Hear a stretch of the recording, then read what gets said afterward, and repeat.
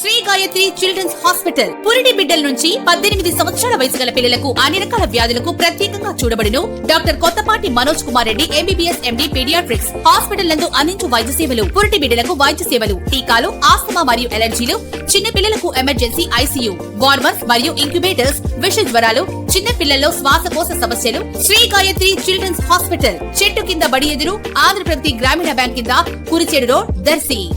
దర్శి నియోజకవర్గ TDP in charge doctor Gottipati Lakshmi, doctor Kadiyala Lalitha సాగర్ల ఆదేశాలతో దర్శి మండలం రామచంద్రాపురంలో ఈ రోజు శనివారం టీడీపీ దర్శి మండల పార్టీ అధ్యక్షులు మారెళ్ల వెంకటేశ్వర్లు గ్రామంలో ఎన్టీఆర్ భరోసా పెన్షన్దారులకు పెన్షన్లు గ్రామ సచివాలయ సిబ్బందితో కలిసి పంపిణీ చేయడం జరిగింది. కార్యక్రమంలో కోటేశ్వరమ్మ, సైదాసాని, హరిత, శ్రీజ, లావణ్య, ప్రసన్న, శ్రీనివాసరావు, రమేష్, కృష్ణ పాల్గొన్నారు. అలాగే మార్చి 1వ తేదీన దర్శిలో డాక్టర్ గొట్టిపాటి లక్ష్మి, డాక్టర్ కడియాల లలిత సాగర్ల ఆధ్వర్యంలో ఏర్పాటు జరుగుతున్న ఉచిత మెగా మెడికల్ క్యాంపులో అందరూ ఉచితంగా వైద్య పరీక్షలు చేయించుకోవాలని మారెళ్ల తెలిపారు.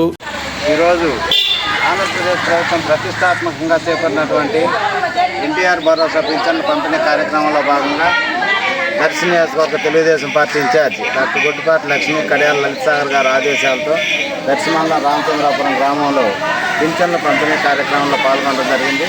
ఈ కార్యక్రమంలో మన సచివాలయ సిబ్బంది ప్లస్ గ్రూప్ లీడర్లు అందరూ కలిసి గ్రామ నాయకులు కూడా పాల్గొని విజయవంతం చేయడం జరిగింది. ప్రతి ఒక్కరు కూడా గుర్తుంచుకోవాలి, ప్రతి నెల ఆంధ్రప్రదేశ్ రాష్ట్రంలో ఎంత ఆర్థిక వ్యవస్థ ఉన్నా కానీ 1వ తేదీ పింఛన్లు ఇవ్వాలనే దృఢ సంకల్పంతో రేపు ఆదివారం వచ్చిన ఒక రోజు ముందుగానే ఈరోజు పింఛన్లు పంపిణీ కార్యక్రమం జరగడం జరిగింది.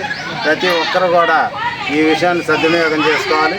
అలాగే రేపు 1వ తేదీన డాక్టర్ గొట్టిపాటి లక్ష్మి గారి ఆధ్వర్యంలో మెగా మెడికల్ క్యాంప్ జరుగుతుంది. దర్శిలో 10 మంది డాక్టర్లు వస్తున్నారు కాబట్టి ప్రతి ఒక్కరు కూడా మెడికల్ క్యాంప్ను కూడా ఉపయోగించుకోవాలని కోరుకుంటూ ఈ అవకాశం సెలవు తీసుకుంటాం.